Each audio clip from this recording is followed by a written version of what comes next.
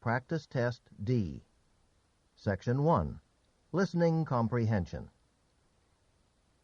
In this section of the test, you will have an opportunity to demonstrate your ability to understand conversations and talks in English. There are 3 parts to this section, with special directions for each part. Answer all the questions on the basis of what is stated or implied by the speakers in this test.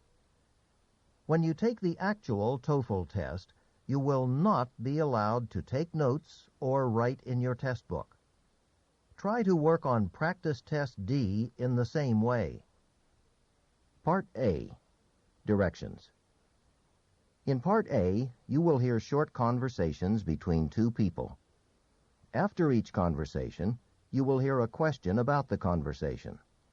The conversations and questions will not be repeated. After you hear a question, read the 4 possible answers in your book and choose the best answer.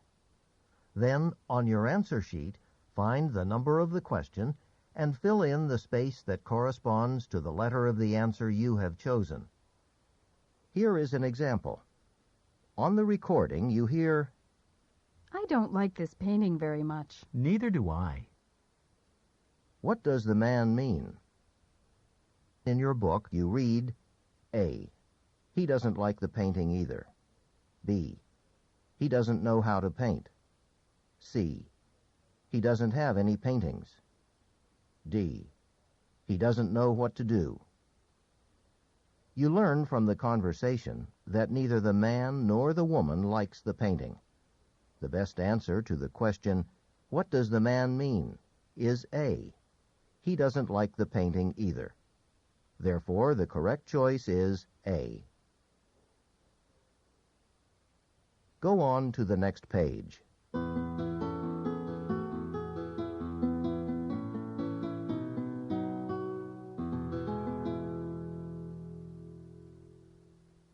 Now we will begin Part A with the first conversation. Number 1. You know, the noise in my dorm has really gotten out of control. My roommate and I can rarely get to sleep before midnight. Why don't you take the problem up with the dorm supervisor? What does the man suggest the woman do?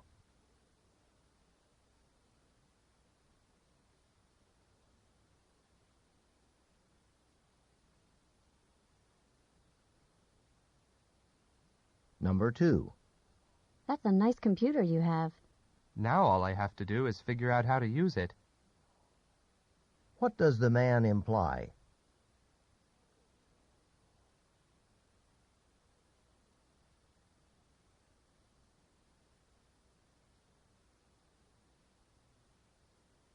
Number 3. Your little nephew is growing by leaps and bounds. Yes, he must be at least 3 feet tall already. What do the speakers say about the woman's nephew?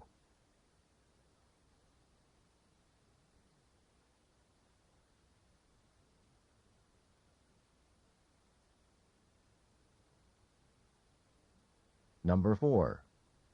Deborah says she's going to stay up all night studying for her exam tomorrow morning. Wouldn't she be better off getting a good night's sleep so she'll feel fresh in the morning? What does the man imply?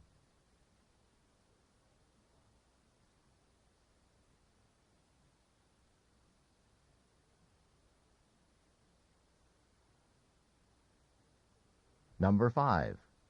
Did you pick up your letter at the post office? No, I got my roommate to do it. What happened to the letter?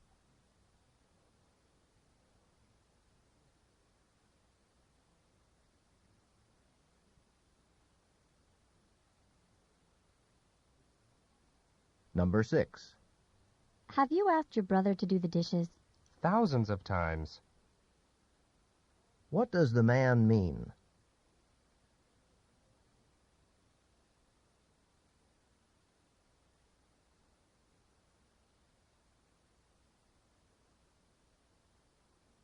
Number 7. Tom and I are having a party next week. We wondered if you and Jill would be free to join us. Sounds great, but I better talk to Jill before we say yes. What does the man imply?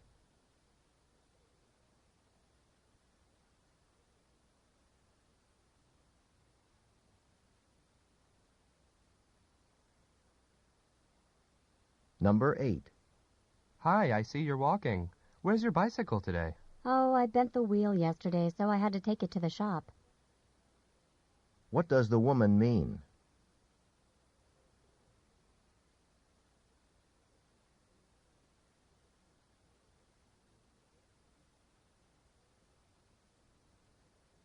Number 9.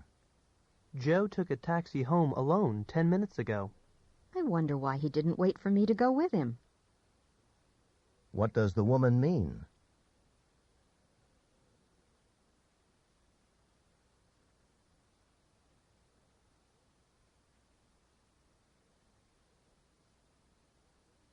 Number 10.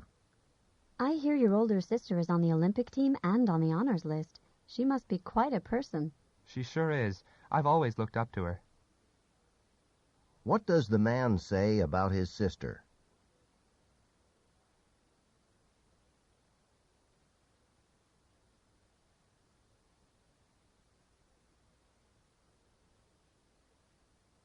Number 11. What a morning. My train usually takes 45 minutes, but today it took me over an hour to get to campus. I saw signs in the station that construction would be going on for the next 3 months. What can be inferred from the conversation?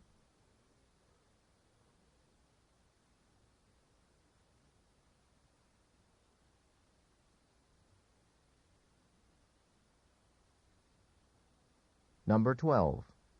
On my way up to your office, I found this briefcase in the elevator. What do you think I should do? Take it to the receptionist. The lost and found box is there.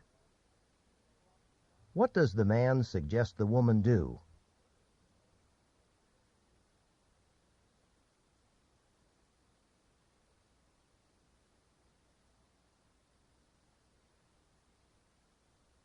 Number 13.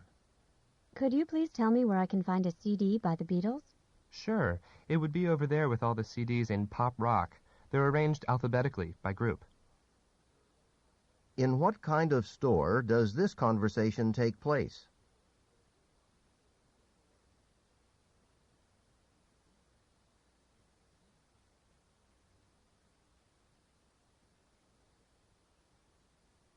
Number 14.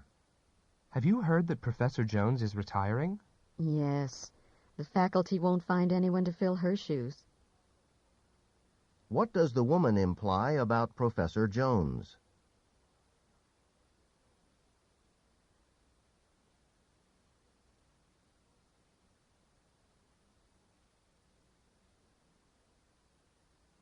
Number 15. What a wonderful performance. The marching band has never sounded better. Thanks.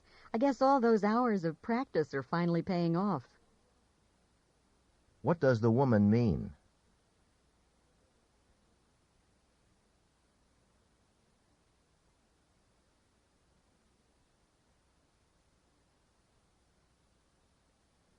Number 16. What's Laura doing here today? I thought she was supposed to be out of the office on Mondays. She decided she'd rather have Fridays off instead. What can be inferred about Laura?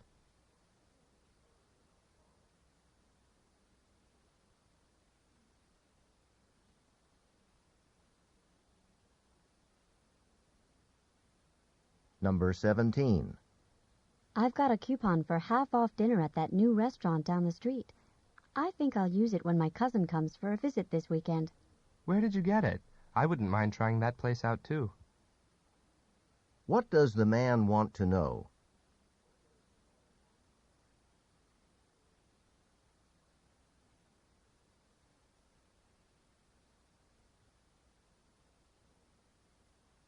Number 18.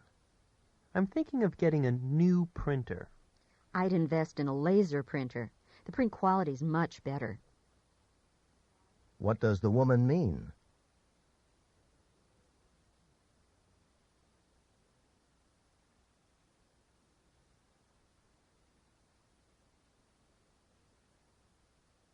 Number 19. We've got a whole hour before the Browns come by to pick us up. Yeah, but we better get moving. What does the woman suggest they do?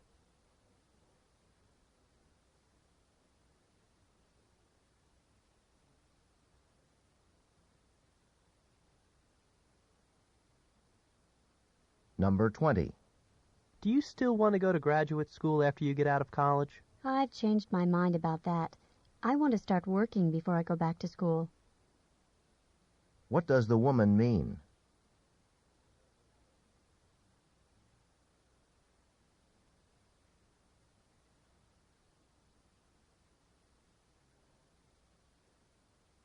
Go on to the next page.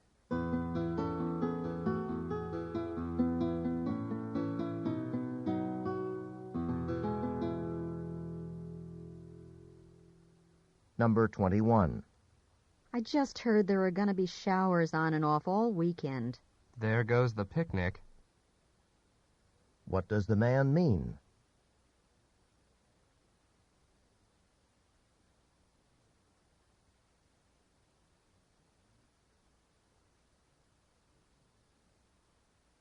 Number 22. I'm getting worried about Jennifer. All she talks about these days is her volleyball team, and all she does is practice. Her grades will fall for sure. Let's try to find her after dinner and talk some sense into her.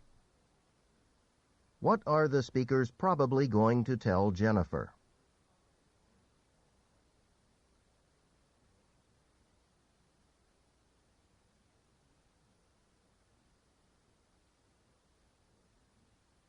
Number 23.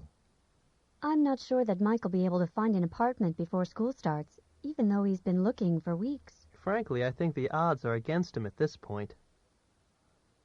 What does the man mean?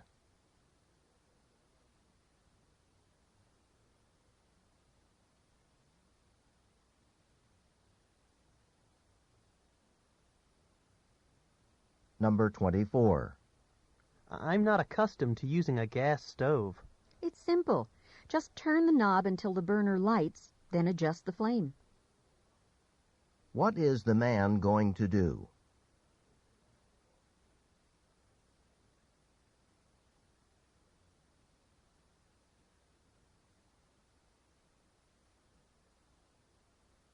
Number 25. I must admit that since I started exercising, I've been feeling less tired. What did I tell you? What does the man mean?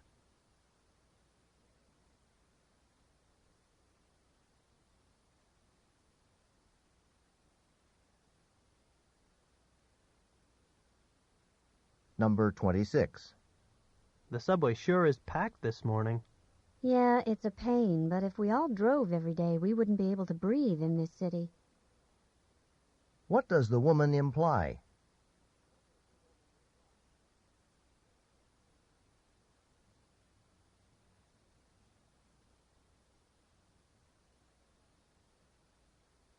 Number 27. This room is freezing. You can say that again. What does the woman mean?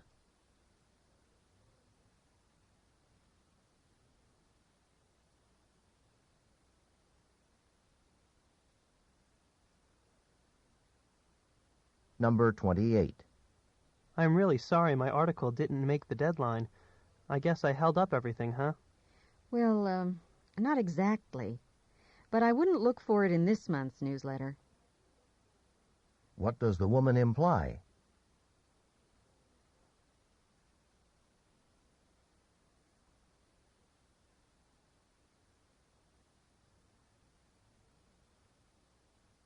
Number 29. If you could, would you trade places with your sister? Yeah, she's got it made. What does the woman mean?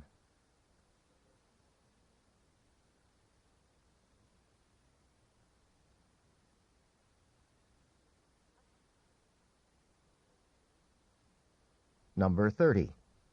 Don't you want to have dinner before you go to your evening class? I'll grab a snack at the break. That should hold me over till I get back. What will the woman probably do?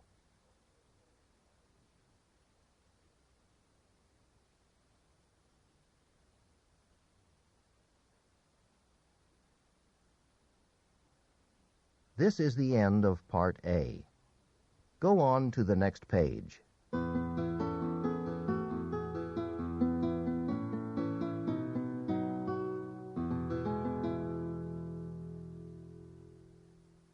Now read along as the directions for Part B are being read. Part B. Directions. In this part of the test, you will hear longer conversations. After each conversation, you will hear several questions. The conversations and questions will not be repeated. After you hear a question, read the 4 possible answers in your book and choose the best answer. Then, on your answer sheet, find the number of the question and fill in the space that corresponds to the letter of the answer you have chosen. Remember, you should not take notes or write on your test pages. Go on to the next page.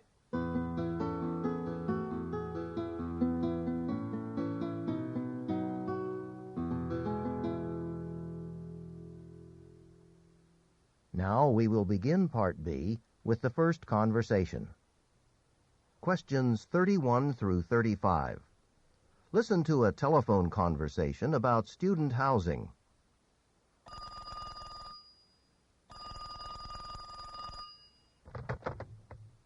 Good morning, Housing Office. How can I help you? Hi, I'm calling about the new subsidized low-cost housing for graduate students. Are you aware that it's only available to married graduate students and their families? Yes, I think my wife and I may qualify, since she's still in graduate school. But I was wondering whether there were any other requirements. Well, unless you have more than one child, you have to have a combined annual income that's less than $15,000. I'm working as a part-time research assistant, so that's no problem. But right now we're living with my wife's parents. Does that mean we'd have to include their income too? Not necessarily. Why don't you stop by our office so I can give you some forms to fill out and explain everything in more detail? That sounds like a good idea. Would tomorrow morning be all right? The afternoon might be better. It can be pretty crazy around here on a Friday morning. All right then. I'll try to make it in the afternoon. Is there anyone special I should ask for? You can ask for me, Susan Davidson, or my assistant, Bill Brown. Number 31. Why does the man call the woman?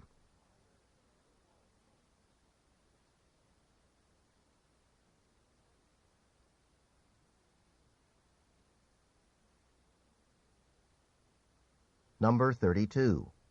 Where does the man live?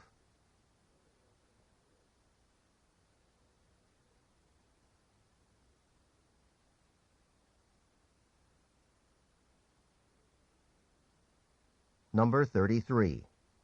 Why does the man believe he's eligible for low-cost housing?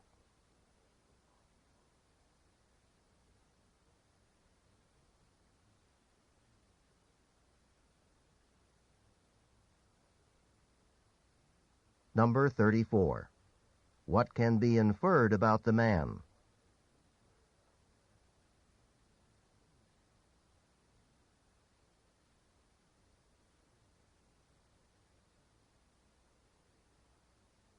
Number 35.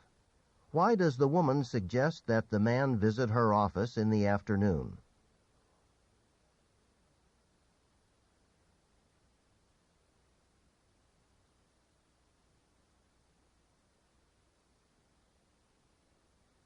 Questions 36 through 38.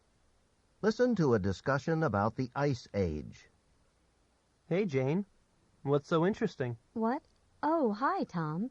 I'm reading this fascinating article on the societies of the Ice Age during the Pleistocene period. The Ice Age? There weren't any societies then. Just a bunch of cave people. That's what people used to think, but a new exhibit at the American Museum of Natural History shows that Ice Age people were surprisingly advanced. Oh, really? In what ways? Well, Ice Age people were the inventors of language, art, and music as we know it.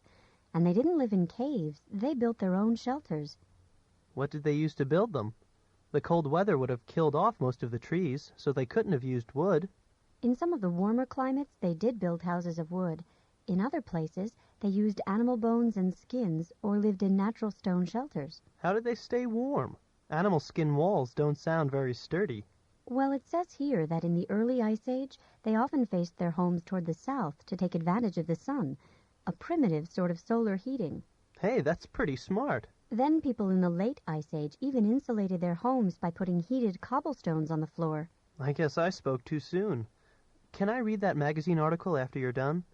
I think I'm going to try to impress my anthropology teacher with my amazing knowledge of Ice Age civilization. What a show-off. Number 36. What did the man think about people of the Ice Age?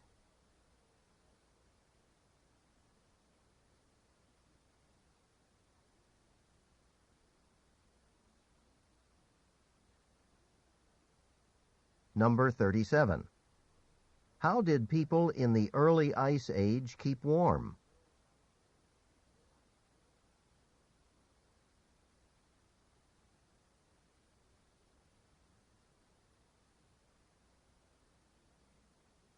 Number 38. What does the man want the woman to do?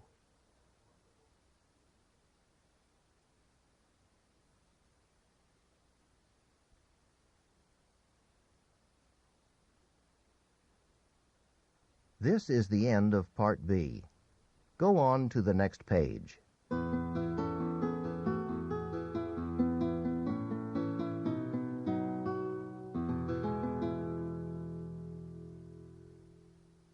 Now read along as the directions for Part C are being read. Part C. Directions. In this part of the test, you will hear several short talks. After each talk, you will hear some questions. The talks and the questions will not be repeated. After you hear a question, read the 4 possible answers in your book and choose the best answer.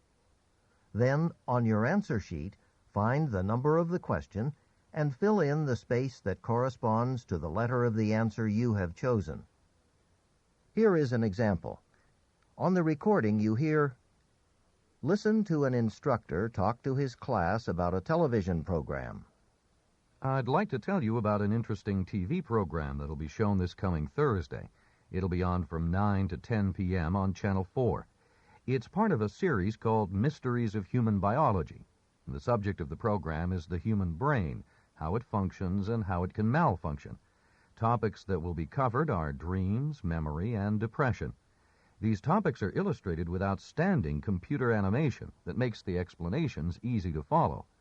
Make an effort to see this show. Since we've been studying the nervous system in class, I know you'll find it very helpful. Now listen to a sample question. What is the main purpose of the program? In your book, you read, A, to demonstrate the latest use of computer graphics. B, to discuss the possibility of an economic depression. C, to explain the workings of the brain. D, to dramatize a famous mystery story. The best answer to the question, "What is the main purpose of the program?" is C, to explain the workings of the brain. Therefore, the correct choice is C. Now listen to another sample question. Why does the speaker recommend watching the program? In your book, you read, A, it is required of all science majors. B, it will never be shown again. C, it can help viewers improve their memory skills. D, it will help with coursework.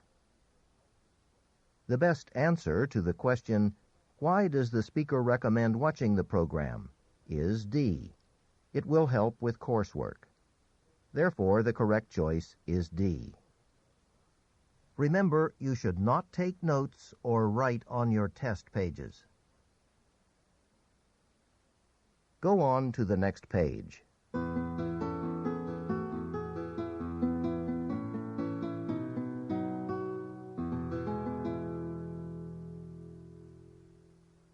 Now we will begin Part C with the first talk. Questions 39 through 43. Listen as a guide describes the ancient art of thatching a roof. Welcome to the Four Winds Historical Farm, where traditions of the past are preserved for visitors like you. Today, our master thatchers will begin giving this barn behind me a sturdy thatched roof, able to withstand heavy winds and last up to 100 years. How do they do it? Well, in a nutshell, thatching involves covering the beams or rafters, the wooden skeleton of a roof, with reeds or straw. Our thatchers here have harvested their own natural materials for the job, the bundles of water reeds you see lying over there beside the barn.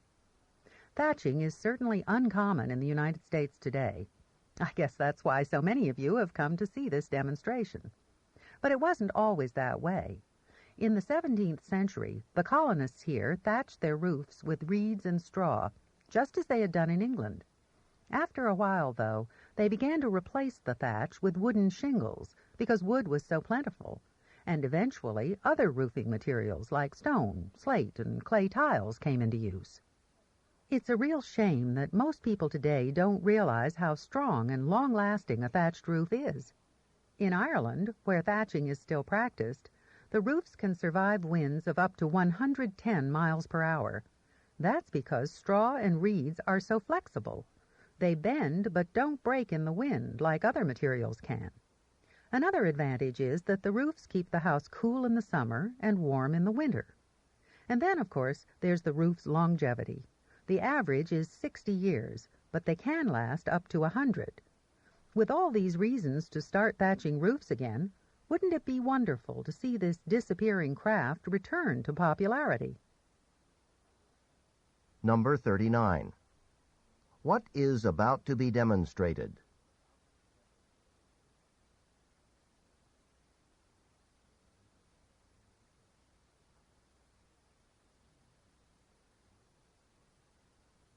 Number 40. What are thatched roofs made of?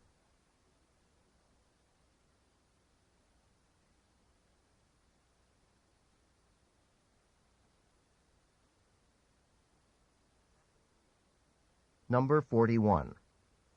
According to the speaker, why did thatching die out in the United States?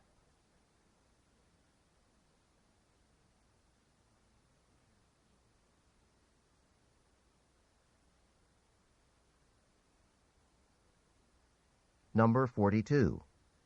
According to the speaker, why does thatch survive strong winds?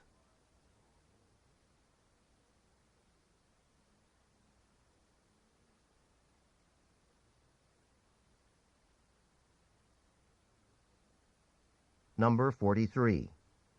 According to the speaker, how might thatching become popular again?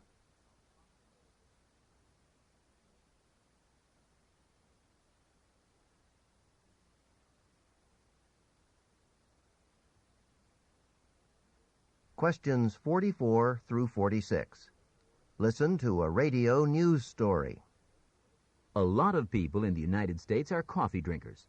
Over the last few years, a trend has been developing to introduce premium specially blended coffees known as gourmet coffees into the American market.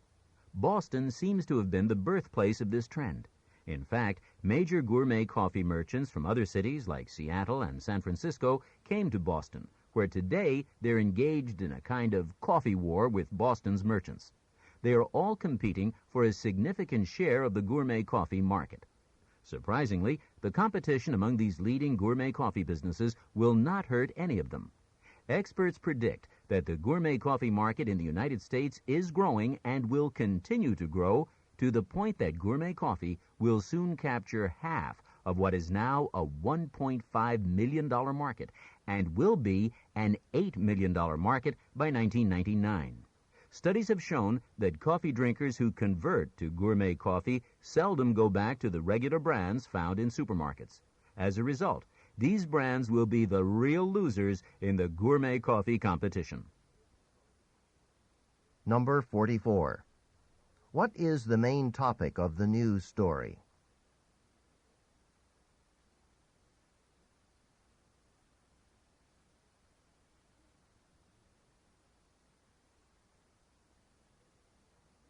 Number 45.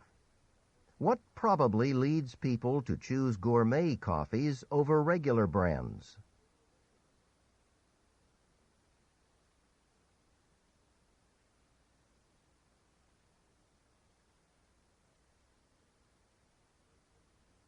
Number 46. What will probably happen in the future to stores that sell only regular brands of coffee?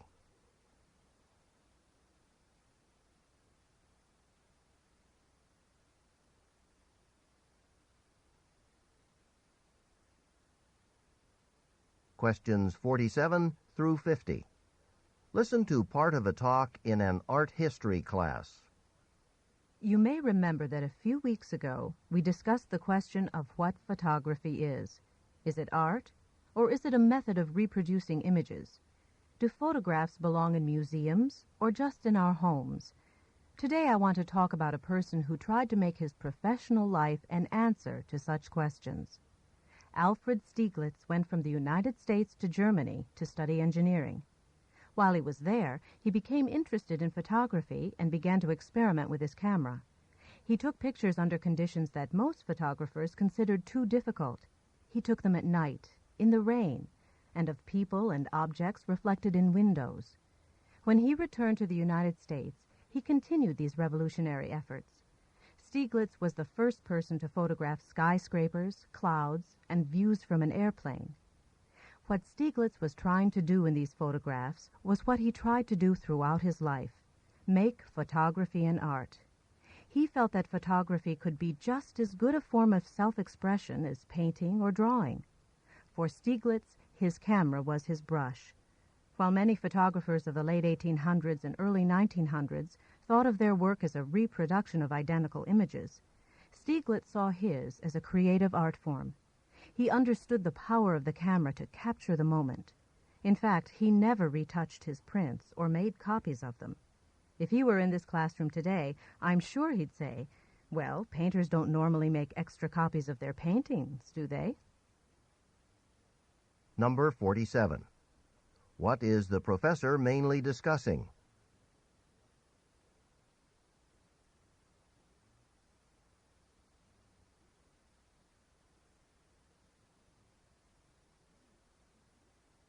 Number 48. What question had the professor raised in a previous class?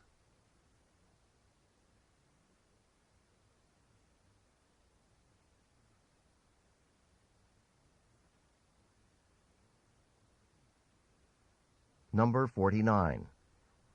What does the professor imply about the photographs Stieglitz took at night?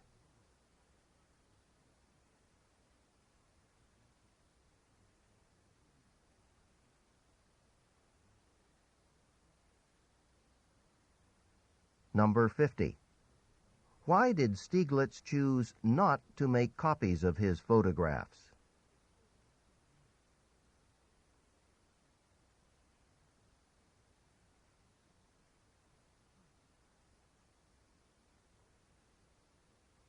This is the end of Section 1 of Practice Test D. Set your clock for 25 minutes and begin work on Section 2.